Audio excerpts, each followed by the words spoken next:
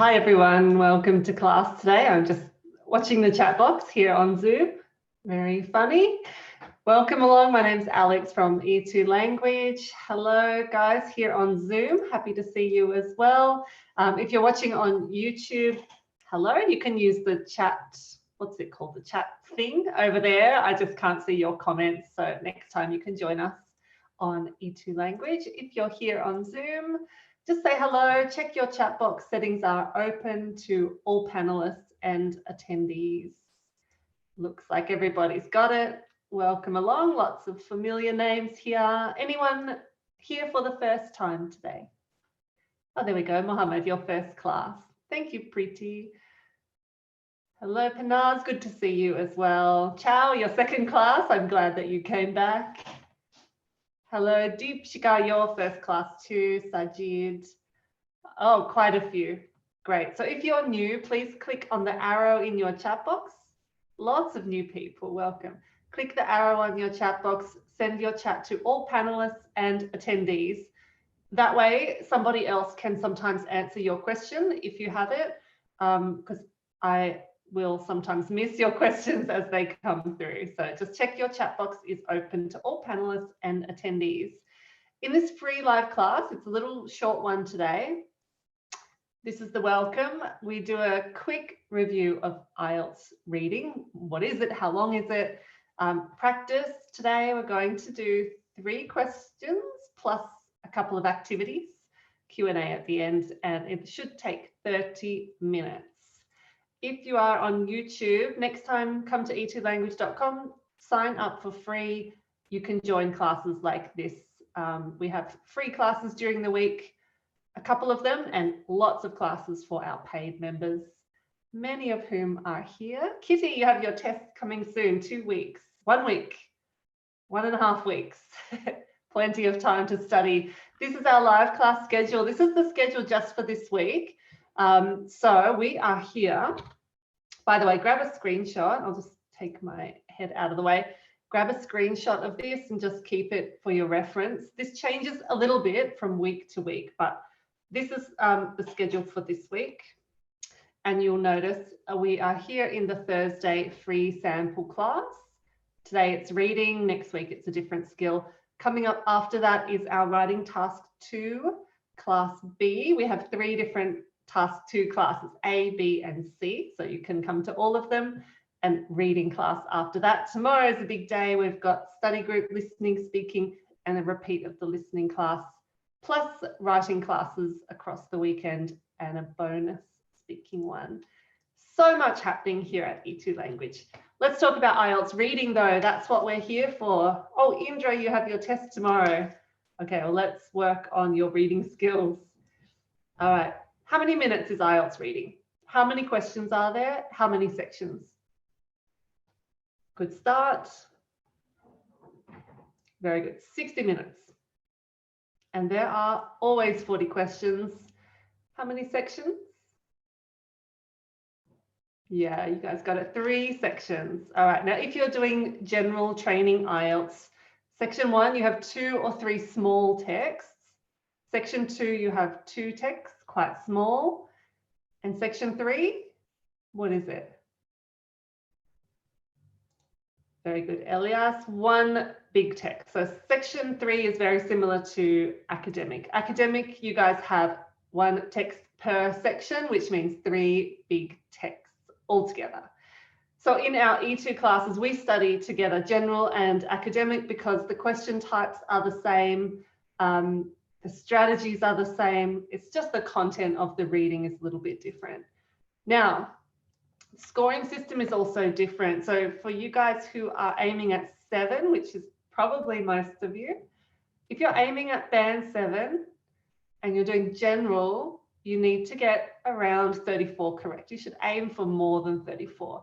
If you're doing academic and you need band 7, you only need 30 out of 40. So academic is considered a bit more difficult, but you don't need to get so many correct. So it kind of balances out like that. So what's your goal, guys? What are you aiming for? Amal, you're after band 8. Okay, in general. All right, so you need about 37-ish, 36, 37. Oh, so lots of people going for 8. All right, so really you should be aiming for 100%, 40 out of 40. Quite possible. Lots of our students score in the 8s or above for their reading. All right, it looks like everyone's after 8 or 9. Now, when you log in at E2 Language and you click on your course here, general or academic, you'll see in the reading section all the different question types. So from multiple choice, true, false, not given, yes, no, not given, all the way down to short answer. So you can practice by question type here. There's also practice tests over here in this section that you can work on as well. Today, we are going to work on everybody's favorite question type, headings match. Actually, it's my favorite question type, maybe not for you. So we're looking at headings match, computer delivered format. Okay, the computer delivered format's a little bit different, just involves dragging and dropping. How do you feel about headings match, you guys? Are you comfortable? Easy? Stressed? I hate it, says Charlene. Oh, Charlene, I'm going to change your mind today. Difficult sometimes. Umaya, yep, you can get headings match in the general test as well. Farzona, you've watched the my method video on headings match and it was helpful. Good. I'm happy to hear that. That's the strategy that we're going to practice today, actually. Okay. So I'm going to show you what it looks like. All right. Now don't panic because this text coming up is not in English. I just want to show you the format. So don't worry, it's not English. And then we're going to do one in English, of course. So this is what it looks like when you do computer delivered IELTS. You've got your text and numbers on the left. So this is question 1, 2, 3, 4. You've got your paragraphs or sections here. It's not in English, don't worry. And then over here are the headings and instructions. So the text has 9 sections. Choose the correct heading, move it into the gap. So computer delivered test, you'll pick it up and put it in the right place over there. So instructions and heading. So my question to you, should I read the headings first? Imagine they're in English. Should I read all the headings and look for them? Or should I start with the paragraphs or paragraph? What do you reckon? Okay, so some people saying headings and other people saying paragraph. Okay, lots of people saying headings. Okay. All right, and some of you I can see have my strategy in mind. I'm going to recommend that you read the paragraph first, just one paragraph, and you just read it once. The reason I suggest that is because you have a list of headings, but there are always more headings than you need. So you could be looking at heading 1 and looking through the text up and down, over and over, around and around, and actually that heading has no paragraph, it has no match. That is a huge waste of your time. So I would say it's better to start with the paragraph because this paragraph definitely needs a heading. We're just going to read that once, think about a heading ourselves and look through. That's really all the strategy is. So we read it, we pause a second, think about the main idea, what's it about, and then we go through the headings top to bottom, one by one, slowly. And as you're reading, you're thinking, yes, that's a good heading. No, that's a bad heading. Or, uh-oh, I forgot. Let's come back to it. Okay, so you go through like this, 1, 2, 3. It's not in English, guys, don't worry. That's the strategy. Okay, and the main thing with this strategy is to resist the temptation to go back and forward, paragraph heading, like this, back, forward. This is going to waste your time. So it's an inefficient way of reading. You probably do it in your language. I definitely do it when I'm reading for fun. But when you're doing IELTS looking for answers, you've got to cut that bad habit. All right, so we are going to look at the one in English now, of course. But I want you to just grab a pen if you have one handy or a piece of paper just for vocabulary.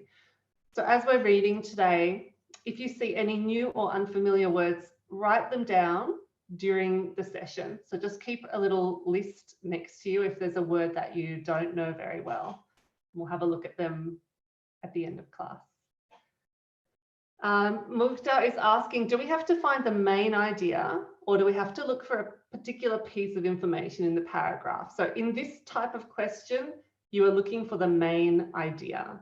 So that's a different question type. The other one is called match information, yeah, where you're looking for a specific piece of information. Different question type, but actually same strategy. All right, so let's read the first section together. And by the way, you can find this full text and the questions. There's 10 or 12 questions in total in the reading class from July the 23rd. It's in the live class library for one more day on E2 language. I'll show you at the end of class. Okay, let's read together. Here we go. So follow along with me. The World Bank estimates that we will need to produce about 50% more food by 2050 to feed a population of 9 billion people. Sorry, I'm going to close the chat box. Thank you, Monica. So the World Bank estimates we'll need to produce about 50% more food by 2050 to feed a population of 9 billion. And the past 50 years have seen agricultural productivity soar. Corn yields in the US have doubled, for example. But this has come with sharp increases in the use of fertilizers, pesticides, and water, which has brought its own problems, something bad. There's also no guarantee that this rate of increase in yields can be maintained. Okay. Question for you. Did your eyes go back to the beginning?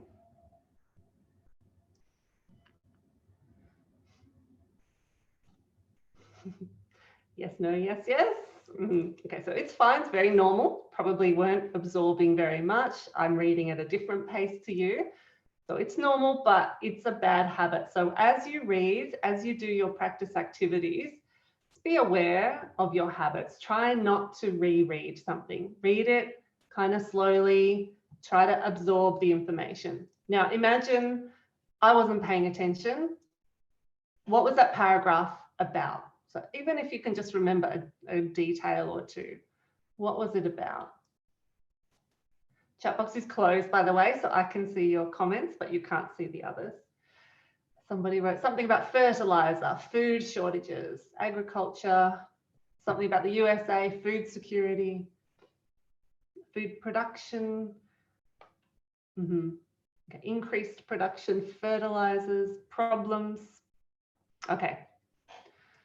So now let's look through the list of headings, and I'm going to make it extra hard by not showing you the text again, because I really just want to focus on thinking, did I read that? Yes or no, or I can't remember. Okay. So as you read, ask yourself, was this mentioned and was it the main point?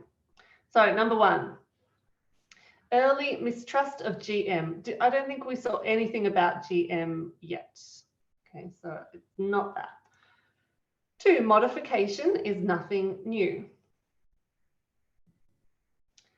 GM's role in healthcare. So again, GM, did we read about healthcare? What about this farming in the Middle Ages? No proof of harm by GM. Varying attitudes to GM around the world. GM again, technology's role in food output. Okay, a few people saying yes, something here. We did read about food output. Keep reading. 8, the Canadian model. Did we read about Canada? I don't think so. And more food production brings more problems. Okay, so I think we've narrowed it down. I'm going to open the chat box now. Some are saying 2 or 7 or 9. Okay, so here's the text again. Just take a quick second to look through and make your decision.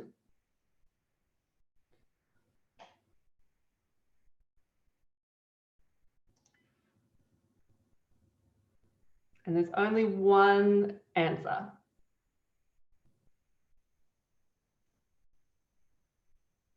All right. Good job. You guys got it. So it was number 9. More food production brings more problems. Now, those who said 7, technology's role in food output, tell me why not? Why not 7? It was about food output, but why not 7? Yeah, good, Ganesh and Jay and Fedora. Didn't really mention technology's role in food output. It didn't talk about that. It mentioned fertilizers, pesticides, water, but that's not technology. Yeah. So this is definitely the best heading here. So give yourself 1 point if you got it. Okay, so your turn now. I'm going to show you section 2. I'm going to close the chat box again. There we go. Here's paragraph 2. You have 90 seconds to read it. Go for it.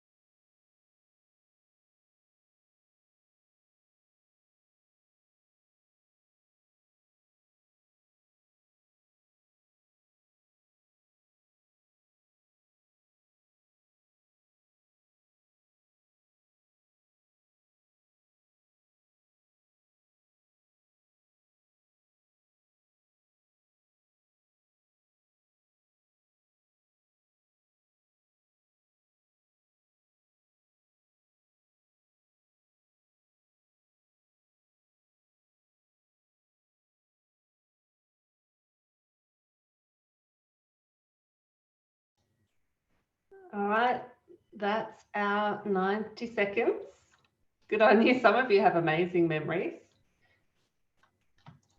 So tell me before we see the headings, what was that paragraph about?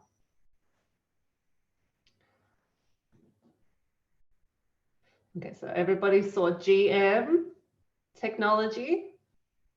Okay, so everyone's got GM and technology in the chat box.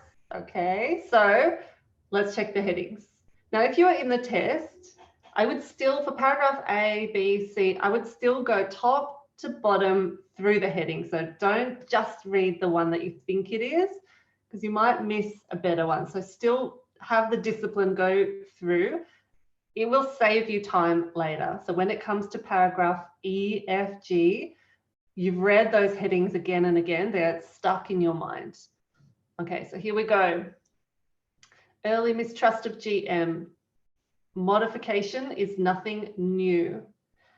GM's role in healthcare, farming in the Middle Ages, no proof of harm by GM, varying attitudes to GM around the world, technology's role in food output, the Canadian model. Let's see. Okay, so a lot of people on 7. A few people were 4, somebody 5, a couple of people 6.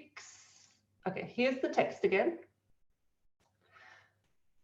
And I just want to mention here a few dangers with headings match. 1, be careful, beware of just matching vocabulary or minor points. So for example, I can see the word here, Middle Ages, and the word here, Middle Ages. Okay, so the text mentions it, but is this whole paragraph about farming in the Middle Ages? Is that the main idea of this paragraph? No, it's not. It's just a tiny thing that's mentioned. That is not a good heading. So we can eliminate that one. Okay, and what about, oh, sorry, we'll look here. This is better. New agricultural techniques and equipment spurred on food production. So increased food production. Scientific crop breeding, fertilizers and pesticides did so. We must rely on the latest technology to boost food production further. There we go. You guys got it. It was 7. Well done. So some of you on 2 points. We're almost there. Just a reminder, this little sample class, this these few questions come from a reading class a couple of weeks ago. To watch that full class is 1 hour with about, I think, 13 questions, headings match plus true, false, not given, plus something else. It's in the recorded class section of your E2 language accounts. Okay, final one, paragraph 3, totally up to you. Chat box is still closed. Here we go. So you've got 90 seconds, follow the strategy. So read the full paragraph and then read all of the headings and then make your decision. Good luck.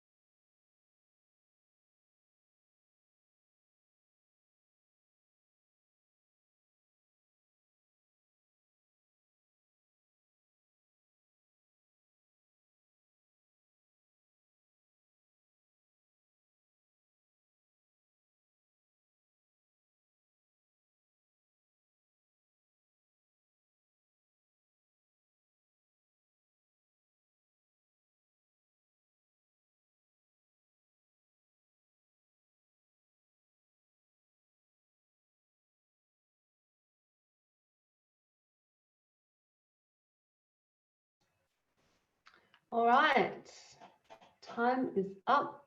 I'm going to open up the chat box now so we can have a look.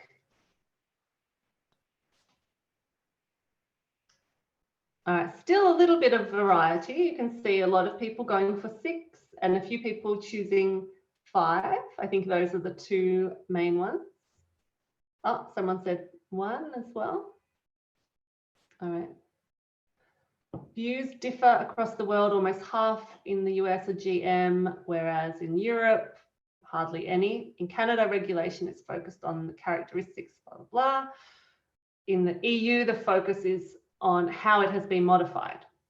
So in Canada, they look at this. In the EU, they look at this. GM crops do not damage the environment by the nature of their modification. It is merely a technology. It's the resulting product we should be concerned about, just as we would any new product. Okay, anyone? I think you guys mostly have got it. Definitely the majority. So the answer was 6, varying attitudes to GM around the food. For those who were writing 5, no proof of harm by GM, why is that not the best heading? Maybe somebody else can suggest.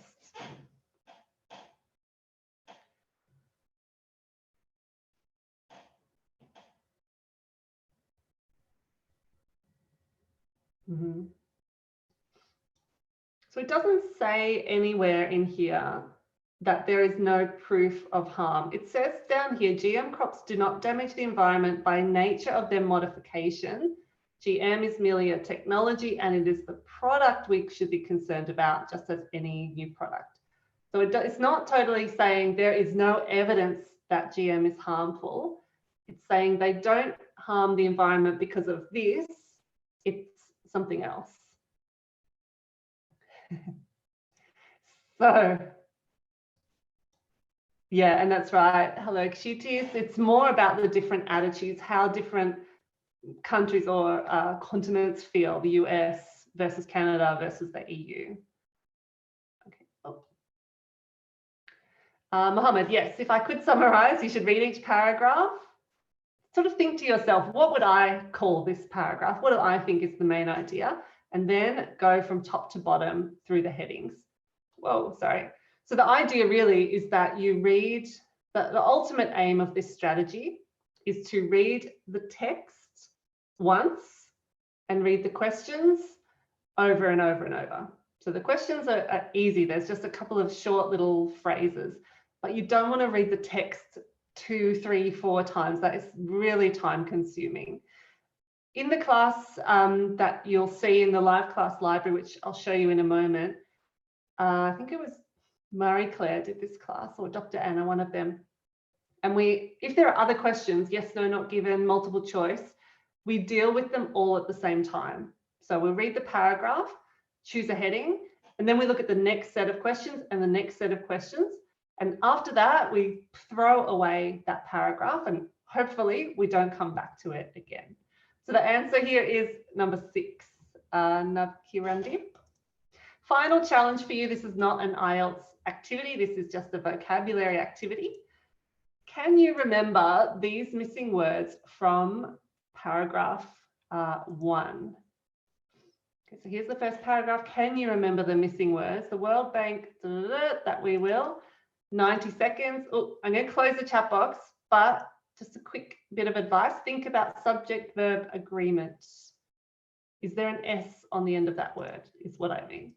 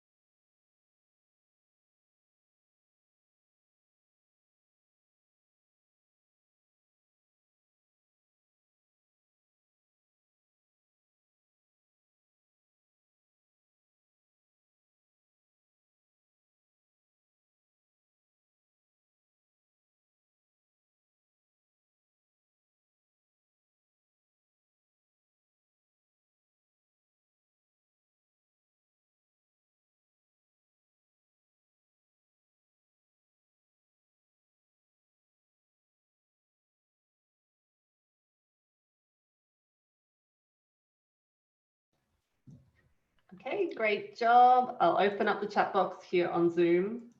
Apologies to those on YouTube, but I hope that you are playing along anyway. I'm just not looking at your chat. All right, here are the answers, guys. Check for your letter S in particular. The World Bank estimates, with an S, that we will need to produce about 50% more food to feed a population, singular, of 9 billion people. And they have seen agricultural productivity soar, go up, but this has come with sharp increases in the use of fertilizer. If there was an article, this has come with a sharp increase, that's okay, but there's no article, it has to be plural. This has come with sharp increases in the use of blah, blah, blah. And this rate of increase in yields can be maintained.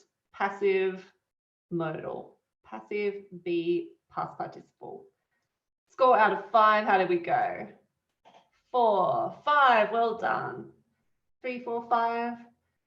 Nice work. Now, reminder to you to complete this full test practice. So it's one text with a bunch of questions. Have a look at the live class library. I'll just jump there to the website to show you. So July 23rd, I think Mohammed asked me about that before. So when you log in, the recorded classes are only available for paid members, but you can be a paid member from, let me see what the price is. Cheapest package is only $44. So for that, you have 6 months access, and you can click here on recorded classes. And almost 2 weeks ago, so scroll to the end, here is the class that you're looking for. Now, we keep our classes in the library for 2 weeks. So I would strongly recommend watch this video today, because tomorrow it's going to come down. All right. So you can have a look at the last 2 weeks in the recorded classes section there. By the way, if anyone was in my class yesterday or 2 days ago, I mentioned that the study group where we worked on relative clauses would go into the recorded class section. So it's here now. There we go. Now, let's just wrap up our class. Hopefully you're feeling inspired. Just a reminder, in general. For IELTS reading, there are 3 things that you are being tested on. One is skimming. So this is like reading really quickly to get a feeling for a text. What's it about? How's it organized? The second skill that you need is scanning. So when you see a word in a multiple choice question, you've got to find it quickly in the text. Where is it? And the one that we worked on today, the most important reading skill is careful reading. So you have to demonstrate understanding by answering the questions correctly. Okay, vocab. Did you see some unfamiliar vocab today? I saw people typing into the chat box. Cool. Chow says saw, spurred on, obscure. Because this is a tiny class, I'm not going to explain those words to you, but you've got them. You've written them down. So after class, you can, here are some that I reckon are useful words. After class, look it up. So just Google it, look the meaning, translation, make a simple sentence, and then create some flashcards so you won't forget those words. You can flick through every day. So simple, but so effective to learn new vocabulary. So I think these are useful. Widespread, crops, yield, soar, pesticides, productivity, but you might have your own words. For more reading help on e2language.com, register for our live classes. So we have reading class twice a week, and sometimes we repeat one of those classes at a different time so that more people can come. Use our course materials, click on the course on the left menu. There's a reading section. There's also a vocabulary section, which is very useful for you. Recorded classes, as I mentioned, are down here. So go back and watch that recorded class and then sign up for writing task 2 and reading tonight to continue practicing. If you're a free member, the study group tomorrow is a free class, so be sure to register for that. If you're a paid member, sign up for everything. All right, thank you guys. That is the end of our live class. Thank you if you're watching on YouTube. I'm going to stop our stream, but I hope I'll see you on e2language.com really soon. Come and join us on Zoom. It's much more fun here because I can see your comments. Thank you.